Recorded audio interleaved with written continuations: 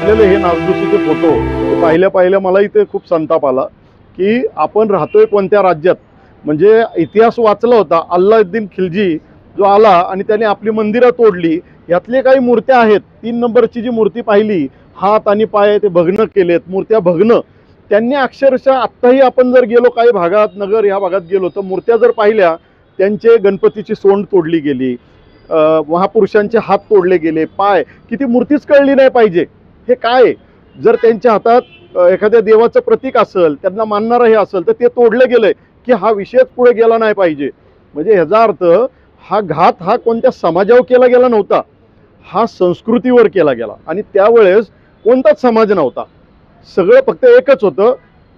त्यांचा जो काही मुस्लिम समाज जे काय आहे, अल्लाउद्दीन खिलजी यांना जे काही ते राष्ट्र इथं निर्माण करायचं होतं, मुस्लिम राष्ट्र बनवायचं होतं आणि आपलं हिंदुस्थान अखंड राहण्यासाठी वेगवेगळे जाती धर्मातले आपण सगळे अखंडपणे. त्यातही मी म्हणल आत्ताच्या राज्यकर्त्यांसाठी कोणत्याही पक्षाचा असू द्या, त्यांच्यासाठी एकमेव आणि मूर्तिमंत सामाजिक काम करण्याचं जर कोणी उदाहरण असेल तर ते म्हणजे सर्वात मोठे माता अहिल्यादेवी होळकर, की ज्यांनी राजकारणापलीकडचं पाहिलं. काही गरज नव्हती त्यावेळेस. आपण हे ऐकून अल्लाउद्दीन खिलजी आले, यांचं मोगलांचं आक्रमण झालं, इंग्रजांचं आक्रमण झालं, त्यांना प्रत्येकाला सत्ता पाहिजे होती. परंतु यांनी सत्तेपलीकडचा विचार केला. यांनी फक्त सत्ता मिळवता आली नसती का, यांचं अख्खं कुटुंब त्यात गेलं, त्यांची मुलं गेली, नवरा गेला. परंतु त्यांनी असा विचार केला की राष्ट्राला जर टिकवायचं असेल तर ही संस्कृती, जसं आपण आता सांगितलं की आपल्याकडं जेजुरी सारखा गड राहिला, त्याला इतिहास अगोदरपासून नव्हता का? होता. जेवढे घाट आहे त्यांना इतिहास आहे. मणिकर्ण घाट ह्याला पूर्वीचा इतिहास आहे, पण तो टिकून राहावा, म्हणजेच संस्कृती टिकून राहावी म्हणून अहिल्यादेवींनी कष्ट घेतले. त्यांनी गरज नसताना एखादा राजघराण्यातला पुरुष, आपणच विचार करा आपल्यावरनं, घरी जर बापदादांनी काही कमाई केली असेल तर आपण जगाचं बघू का? आपण म्हणून जाऊ दे ना, सुखासुखी खातोय. परंतु त्यांनी कन्याकुमारी ते काश्मीर जेवढे घाट असतील, मंदिरं असतील, ही सगळी जिवंत राहण्यासाठी त्याचा जीर्णोद्धार केला. आजही बाहेरचे पर्यटक याचा अभ्यास करण्यासाठी येत आहेत आपल्या महाराष्ट्रात, भारतात, देशभरात, की ही मंदिरं बांधली कशी, हे घाट कसे झाले, ह्या मूर्त्या कशा बनवल्या, याचा अभ्यास आजही होतो, याचं संशोधन आजही होतंय.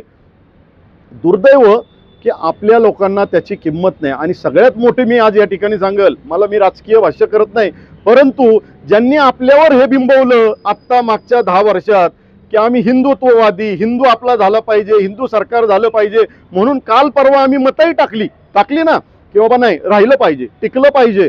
पण जर तुम्ही एकीकडे हिंदुत्व म्हणून आम्हाला उभारी देता आणि हे जर अशा पद्धतीचं, इथं हिंदुत्व तुमचं कुठे जातं? अहिल्यादेवींनी बांधलेला घाट हा संस्कृती जपण्याचाच घाट होता. हा घाट, हे मंदिरं ही कुठे तर संस्कृतीचीच होती. पुढच्या पिढ्यानपिढ्या कुठेतरी संस्कृती ही पुढच्या पिढ्यांना माहिती व्हावी म्हणूनच केलं होतं. प्रत्येक गोष्टीला काहीतरी इतिहास असतो आणि इतिहास असला की त्याचं पुढच्यांना त्याचं प्रेरणा घेता येते.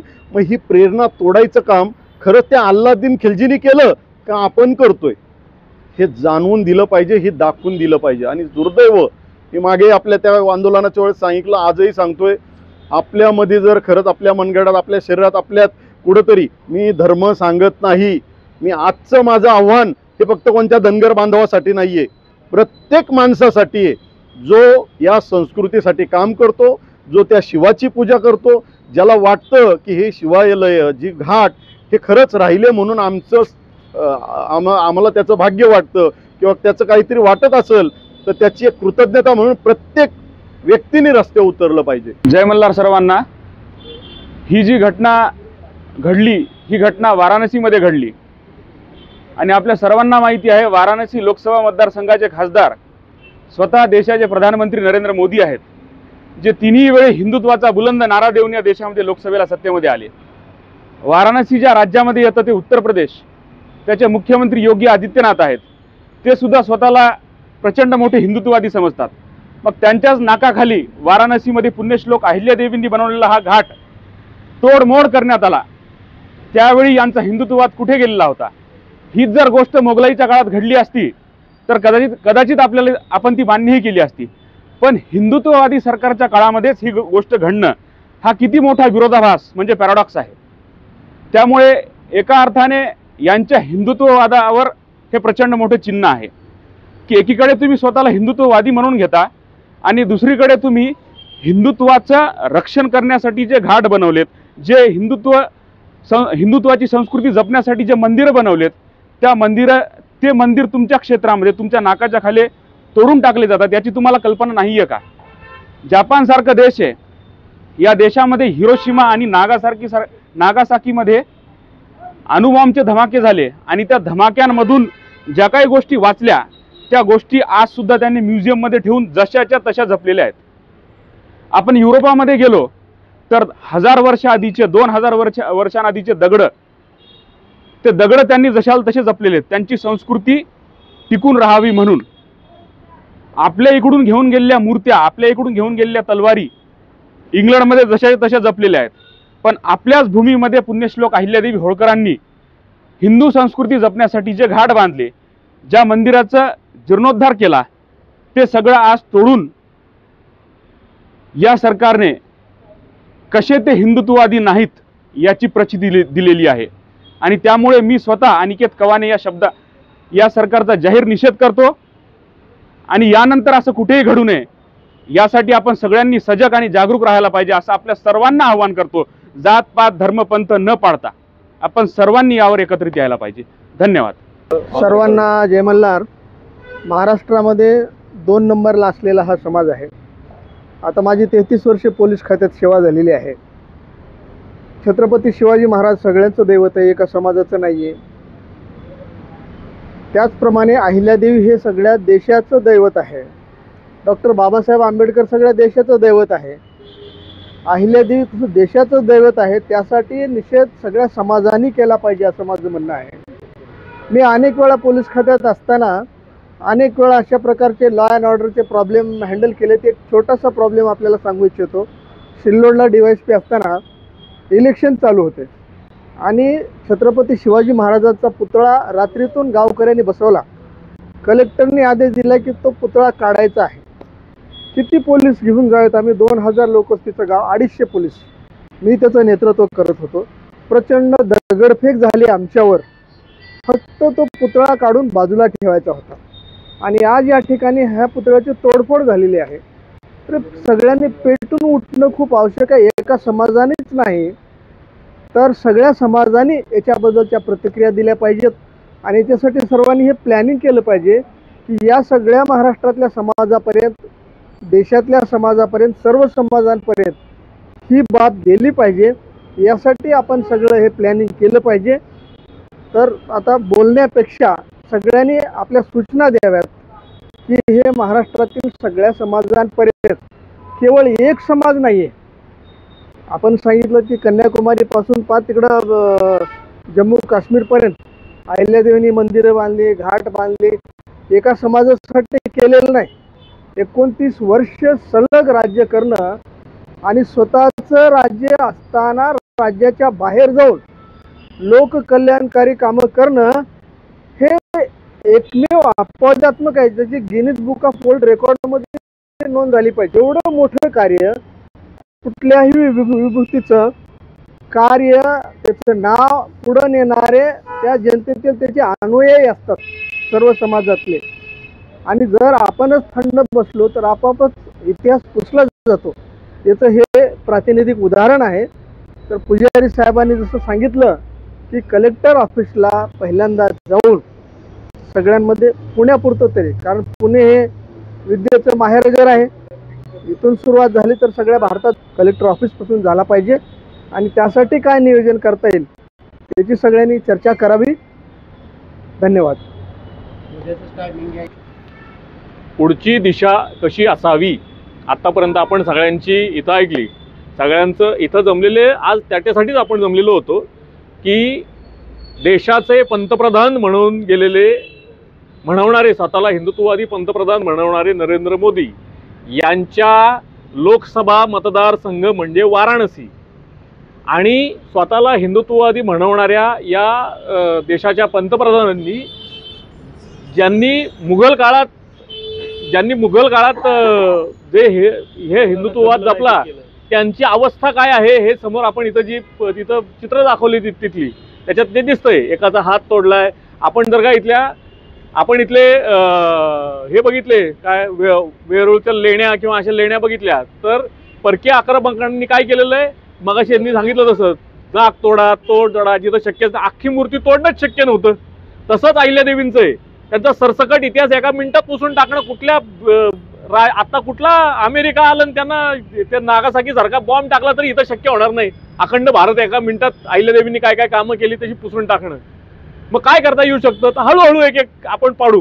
पहिल्यांदा मी जिथं सत्तेत आहे का नाही, कोण मला आडवा येणार आहे, मी देशाचा पंतप्रधान आहे, माझ्या लोकसभा मतदारसंघात जर का मी काय तोडफोड केली कोण विचारणार आहे मला.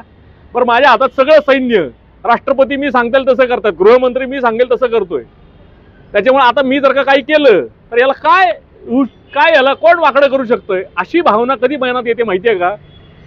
आपण जेव्हा थंड राहिलो तर आपण षंड म्हणून इतिहासात नोंदले घेऊ, लक्षात ठेवा. औरंगजेब आला होता तिकडनं, ज्यांनी ही संस्कृती अख्ख्या भारताची मिटवून टाकण्यासाठी, त्याला जमलं नाही. इथं आपण लोकशाहीत राहतो, लोकशाहीमध्ये सामान्य जनता ही राजा असते, ना की कुठल्या एक बहुमताने निवडून आलेला एक पंतप्रधान इथला राजा नव्हे. इथली राजा ही सामान्य जनता असते आणि ही सामान्य जनता जेव्हा पेटून उठते तेव्हा काय होतं हे आपल्या सगळ्यांना दाखवायचंय. वाराणसीमध्ये पाडलेला घाट हा प्रत्येकाचं पाडलेलं घर आहे, प्रत्येकाच्या काळजावर घातलेला घात आहे. असं जेव्हा होईल तुमच्या आतला आग राग व्यक्त व्हा, प्रत्येकाने व्यक्त व्हा. ज्यांना वाचता येतंय त्यांनी हे सगळ्या गोष्टी ते वाचा, ज्यांना लिहिता येतंय त्यांनी लिहा, ज्यांना बोलता येतंय त्यांनी बोला. जिथं जिथं काय शक्य होतंय, ज्यांना जोडता येतील जास्तीत जास्त माणसं. काही लोकांना इथं अशी अनेक माणसं की ज्यांचं कर्तृत्व मोठं आहे, चांगलं बोलता येत नाही, तुम्ही अनेक लोकांपर्यंत पोहोचा. हे संघटन वाढलं पाहिजे. सगळ्यांना माझा जय मल्हार. ही जी घटना घडलेली आहे ती सगळ्या घटनांनी निषेध केला पाहिजे.